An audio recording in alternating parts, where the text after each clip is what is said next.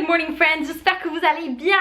Aujourd'hui, je m'excuse, j'ai des yeux qui sont toutes rouges à cause des allergies, mais genre...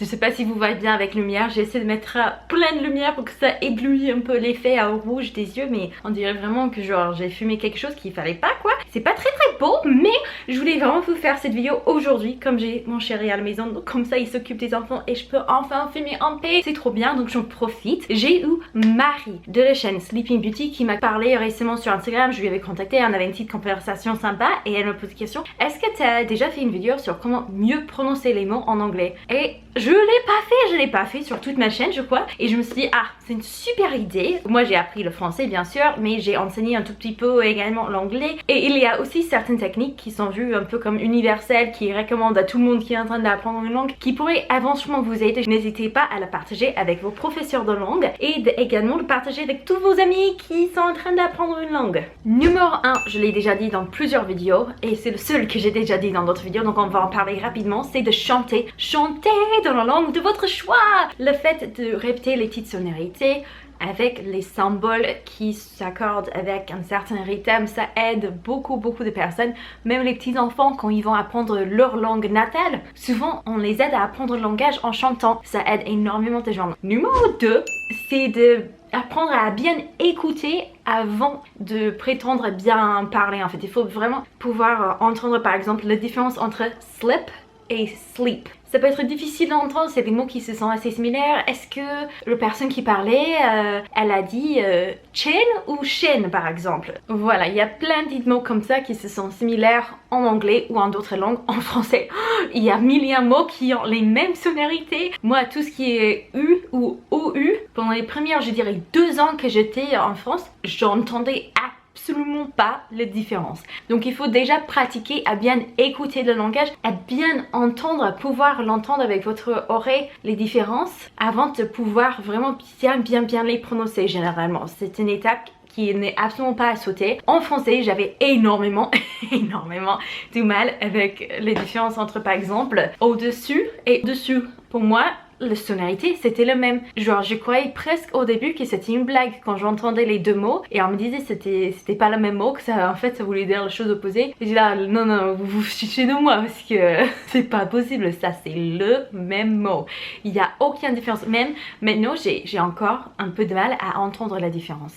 C'est quelque chose que je travaille et que j'ai dû pratiquer. J'ai écouté, vous savez la petite dame là sur Google, vous tapez un mot, vous cliquez sur le petit truc pour que ça sonne, et j'ai écouté à répétition les personnes qui prononçaient les mots comme ça pour ce genre de mots, parce que sinon j'arrivais pas. Rugir et rougir, toujours vous entendez j'ai un tout petit peu de mal à le prononcer, mais au début c'était impossible. Je pouvais pas dire rougir, rouge, je pouvais pas dire rouge, je disais rouge, et j'entendais pas les différences. Quand les gens me disaient qu'il y avait une différence dans la sonorité, j'étais là non il y en a pas, hein. C'est le même son, je l'entends, j'écoute bien hein. Pourtant, mais non, c'est le même mot. Et non. Donc il y a plein de mots comme ça dans toutes les langues où il faudrait vraiment travailler son compétence à l'écoute, de bien pouvoir différencier les sonorités avant de pouvoir répéter ça dans ses conversations par la suite à l'oral. Quand vous allez regarder les séries sur la télé ou que vous allez regarder des films, faites attention à la façon que les gens ils bougent leurs lèvres. Ça va vraiment vous aider à pouvoir répéter les sons, parce que beaucoup dans la sonorité c'est également la façon qu'on place sa bouche. Le fait si je parle comme ça avec la bouche comme ça, ce n'est pas les mêmes sonorités que si je parle avec un peu plus d'émotion et tout ça. Aussi ça pourrait paraître un peu ridicule, mais c'est vrai, faites attention. Si un beau gosse vous adorez trop ses lèvres, n'hésitez pas à lui regarder de près quand il parle sur la télé. Bien sûr pas dans la vraie vie, on va pas fixer les gens et leur faire peur dans la vraie vie, mais sur la télé, dans les films etc. Ça peut vous aider énormément à savoir comment placer la bouche, essayer de répéter justement la formation de la bouche et ses sonorités comme ça. Ce qui m'amène à la prochaine astuce, et c'est d'exagérer de malade, surtout quand vous êtes toute seule. Donc si vous voyez que les Français ils parlent avec les bouches souvent comme ça, vous allez vraiment exagérer pour que vous arrivez un peu plus proche à la son. Et parfois en faisant ça vous allez entendre la petite différence, ça va vous aider à former peut-être d'une façon un peu plus naturelle le son, mais surtout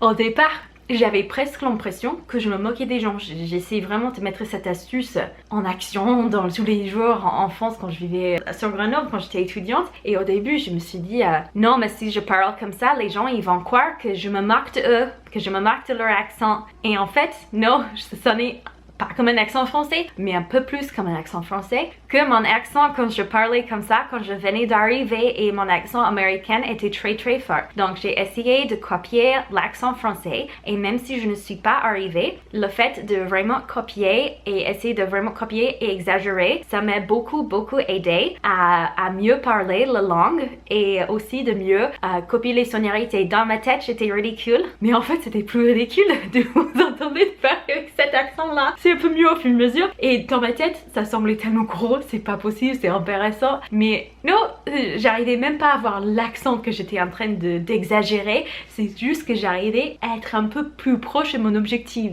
Et même maintenant, ça me semble complètement naturel de parler comme je parle. J'espère au fur et à mesure des années, bien sûr, que ça s'améliorerait au fur et à mesure, mais pour le moment, je suis contente d'avoir cet accent plutôt que l'accent que je viens de vous montrer précédemment. Donc même si on vous dit par exemple, ah oui, votre accent c'est trop beau, travaillez-le quand même.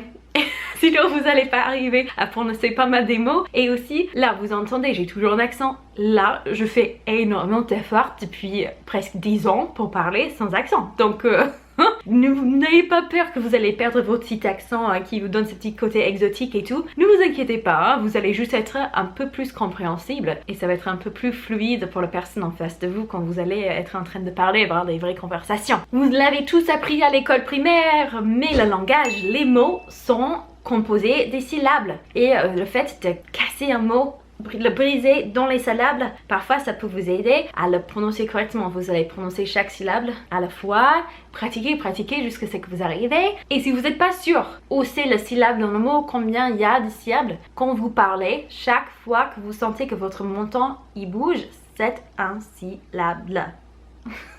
C'est ça qu'il faut à l'école primaire justement de ma fille actuellement pour pratiquer, pour savoir combien de syllabes il y a dans un mot. Banana, par exemple, 3.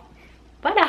Et ça va vous aider vraiment à mieux prononcer. Il faut que vous choisissez l'onglet l'anglais américain, l'anglais canadien, l'anglais australien. Il faut choisir un parce que si vous allez essayer de mélanger tous les accents de toute l'argot, de tous ces dialectes différents, ça va être très difficile de vous comprendre. En plus, si déjà vous avez du mal à prononcer les mots et en plus vous êtes en train de mélanger les pseudo-accents de plusieurs pays avec l'argot, c'est tellement confus et ça peut être très compliqué. Même si la personne parle la langue et c'est leur langue native, ils auront du mal à vous comprendre. Donc choisissez un au départ. Après, une fois que vous maîtrisez un ou l'autre, vous pouvez en ajouter un peu plus d'argot de notre pays, etc.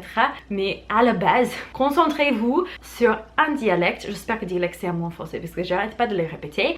Une version d'anglais ou une version, je sais pas, de japonais, une version d'allemand ou une version de l'espagnol. Ça va être tellement plus facile de vraiment maîtriser ça et être compris par la suite par les gens dans tous les pays plutôt que de mélanger tout et n'importe quoi et être complètement incompréhensible.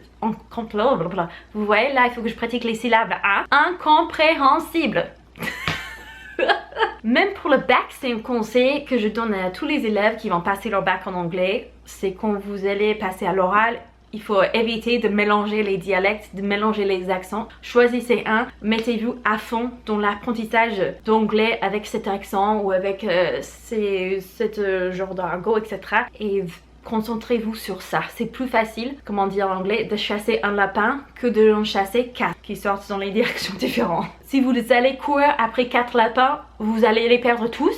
Mais si vous allez courir après un lapin, il y a un peu plus de chances que vous allez arriver à l'attraper. C'est une métaphore. Laissez les lapins tranquilles, ceux qui sont dans vos jardins, s'il vous plaît. C'est juste une métaphore. Mais vous voyez ce que je veux dire. Et bien sûr, les virelangues.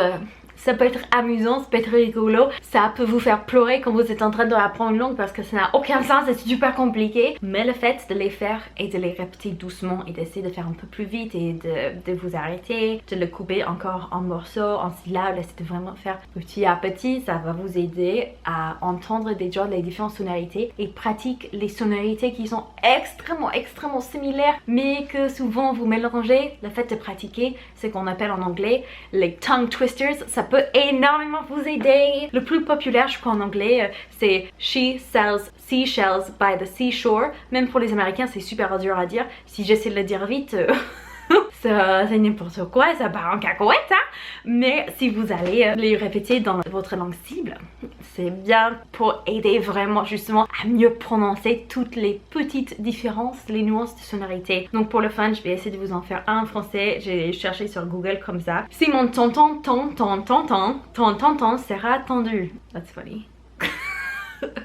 Je suis ce que je suis et si je suis ce que je suis, qu'est-ce que je suis? Ça, même si on le dit vite, je comprends tout, donc je suis contente. As-tu vu le verre vert aller vers le verre en vert vert? Ah. Mais vous en avez plein en anglais, vous tapez English Tongue Twisters sur Google et vous allez voir les sites qui en ont plein. Vous n'êtes pas obligé de les pratiquer devant les gens, ça peut... Oh ouais, les yeux rouges là, c'est grave. Ok, on dirait vraiment que j'ai un problème. C'est des allergies, je suis désolée. Vous n'êtes pas obligé de les pratiquer devant les gens. Vous pouvez juste les pratiquer devant votre miroir toute seule dans votre chambre. Vous pouvez même vous filmer en train de les pratiquer, le réécouter, essayer de voir si vous entendez les petites différences, les sonorités. Pratiquez. N'oubliez pas de partager cette vidéo, mettez un petit like. Un super gros merci à toutes mes amies sur Patreon qui ont soutien de ma chaîne. Je ne pourrais pas le faire sans vous. Je vous laisserai bien sûr le barre d'infos comme d'habitude si jamais ça vous intéresse, mais déjà un gros merci pour tous les gens qui me soutiennent jusqu'à présent. Ça me permet justement de pouvoir vous faire plus de vidéos un peu plus rapidement, donc j'ai hâte pour les 2 mois qui arrivent là, novembre, décembre. J'espère pouvoir sortir plein de vidéos. On va voir parce qu'il y a une petite rumeur qui vont fermer les écoles de nouveau ici et ça me donne envie de juste pleurer parce que j'en veux pas, j'en veux plus, mais on va voir, croiser les doigts que ça reste ouvert et que je pourrais vous faire plein de vidéos. On est en plein recherche pour une maison actuellement, donc je vous tiens au courant si jamais on en trouve une ou s'il y a des choses trop bizarres ou surprenantes qui arrivent au fur et à mesure. Je vous partagerai tout ça si jamais d'ailleurs vous venez au Canada, vous avez besoin de faire ça, ce serait cool. Je vous fais des très gros bisous et j'ai hâte de vous voir dans une prochaine vidéo. Ciao!